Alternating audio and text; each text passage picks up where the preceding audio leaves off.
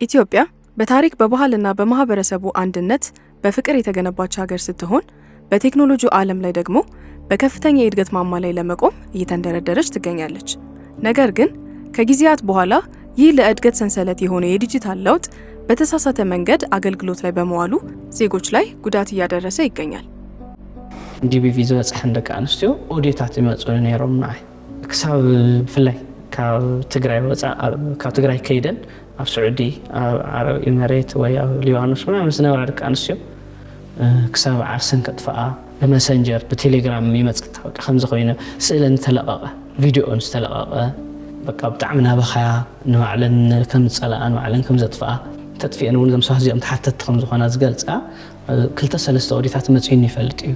በሶሻል ሚዲያ የሐሰተኛ መረጃና የጥላቻ ንግግር ስርጭት የዚህ ችግር መገለጫ ነው።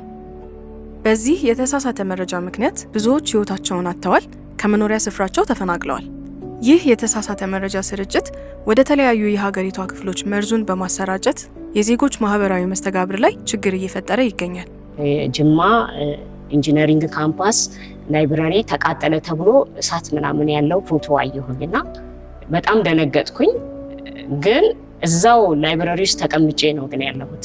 ሩቅ ያለ ልጁን እዚህ ዩኒቨርሲቲ ልኮ የሚያስተምር ወላጅ ግን በቀላሉ አይረጋጋም። ኢምፓክቱን ለምሳሌ ቲኔጀሮች መስማት የሌለባቸውን ይሰማሉ፣ ማየት የሌለባቸውን ያያሉ። በዛ ምክንያት የማይሆን አይነት ፕሮሰሲንግ ውስጥ ይገባሉ። ሰዎች ያደሩበት ሆቴል ተከቦ እስከ መደብደብ ወይ አውጥታችሁ አሳልፋችሁ ስጡን ተብሎ ስንት ትንቅንቅ የተገባበት ምናምን አለፍ። ማህበራዊ ሚዲያ ላይ በሚለቀቁ የተሳሳቱ መረጃዎች ማለት ነው። ብዙ እንትኖች ይለቀቃሉ። በድሮን እዚህ አካባቢ ተጎዳ፣ እዚህ አካባቢ በእሳት ተቃጠለ፣ እዚህ አካባቢ እንደዚህ። ቤተሰቦችን በህይወት እንደማላገኛቸው ሳስብ ያው በጣም ጨነቃለሁ። ማንበብ አልችልም። መስራት ባለብኝ ልክ አልሰራም። ወደውን ሼር፣ ፎሎ፣ ላይክ ከማድረግ አልቆጠብም ማለት ነው። እውነት ይሁን አይሁን ለራሱ የዛኔ ቼክ አላደርግም። በሀገር አቀፍ ደረጃ የተፈጠረውን የዚህን ጉዳት መጠን ለመቀነስና በተለያዩ የሶሻል ሚዲያዎች የሚሰራጩ የተሳሳቱ መረጃዎችን እንዲሁም የጥላቻ ንግግሮችን ለማስወገድ ኤሊዳ፣ ሰርች ፎር ኮመን ግራውንድ፣ ዘሌማን ኮሚዩኒኬሽን፣ ቢውልድ አፕ እና የስራ አጋሮቹ በተለያዩ የስራ ዘርፎች ለችግሩ መፍትሄ የሚሆኑ ስልጠናዎችን በመስጠት የበኩላቸውን አስተዋጽኦ ለማድረግ ጉዟቸውን የጀመሩት እዚህ ጋር ነበር።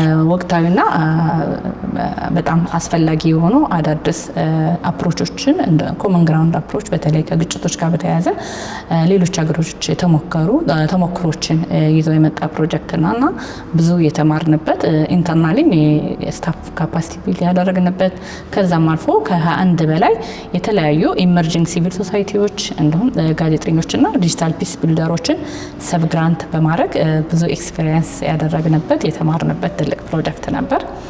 ይህ ፕሮግራም ወጣቶችን በዚህ ታሪካዊ ለውጥ ተሳታፊ እንዲሆኑ በማድረግ ለሰላም ግንባታው ሂደት በማህበራዊ ሚዲያ፣ በሬዲዮና በፊልም አማካኝነት ትክክለኛ መረጃዎች ለማህበረሰቡ እንዲደርስ የራሳቸውን አሻራ ማሳረፍ ችለዋል።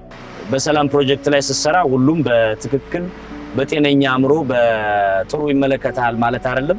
ግን ደግሞ ሀገራችን ካለችበት ተጨባጭ ሁኔታ በተለይም ደግሞ ክልላችን ካለው ተጨባጭ ሁኔታ አንፃር በሰላም ግንባታ ላይ የሚሰሩ ፕሮጀክቶችን ላይ አተኩረን መስራት እስካልቻልን ድረስ ነገ የመፍትሄው አካል አንሆንም። ችግሩም እየተንከባለለ እየሰፋ ምናልባትም ብዙ ቀውስ እያስከተለ አካላዊ፣ አእምሯዊ፣ ስነልቦናዊ ጉዳቱ የበለጠ እያደገ ይሄዳል። ስለዚህ እንደ ዜጋ በሰላም ግንባታ ጉዳዮች ላይ መስራት መቻል የግድ አስፈላጊ ነው።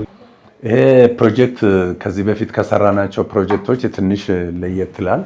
በሸገር ከተማ ላይ ነው ያጠነጠነው። ሸገር ከተማ ሲባል በቅርብ ጊዜ የተመሰረተ ነገር ግን ጾታ መሰረት ያደረጉ ጥቃቶች እጅግ በጣም የሚበዛበት አካባቢ ነው።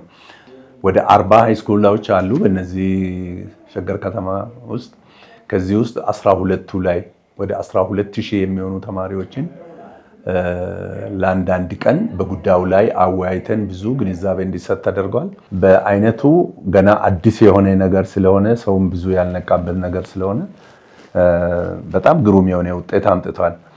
ብዙ ጊዜ ወጣት ጉዳዮችን በስብሰባዎች በተለመዱ ፕላትፎርሞች ቁጭ ብሎ ማውራት መወያየት ጊዜ የሚወስዱ ጉዳዮች ላይ በጣም ኢንተረስት የለውም እና ከዛ አንፃር በጣም ፍሬንድሊ በሆነ መልኩ ሀሳቡን እንዲገልጽ ለሱ ምቹ የሆኑ ምህዳሮችን ለወጣቱ መፍጠር ግድ ነው በሚል አርትን ተጠቅመናል። የፎረም ቲያትር የሚባል ብናዘጋጅና ማህበረሰቡ ጋር ብናቀርብ በኦፍላይንም ማህበረሰቡን ጋብዘን አዳራሽ ላይ ብናስተምረው እንደገና ያንን ሪከርድ አድርገን ደግሞ ለኦንላይን ኮሚኒቲው ደግሞ አድሬስ ማድረግ ብንችል ጥሩ ነው የሚል ሀሳብ አመጣን።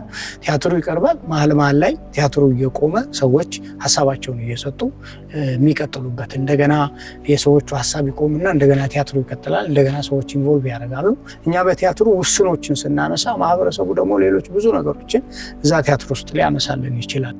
ይህ ታላቅ እንቅስቃሴ በሀገሪቷ የሚታየውን የሐሰተኛ መረጃ ስርጭት በመግታት ተአማኒነት ያላቸው ዜናዎች እንዲሰራጩ በማድረግ የኦንላይንና ኦፍላይን ጥቃቶችን በመቀነስ ሰዎች ከስጋትና ከጦርነት የራቀ ህይወት እንዲኖራቸው ታላቅ ዕድል በመክፈት አስተዋጽኦ ማድረግ ችሏል። ሰላማዊ ኢትዮጵያን በጋራ እንፍጠር።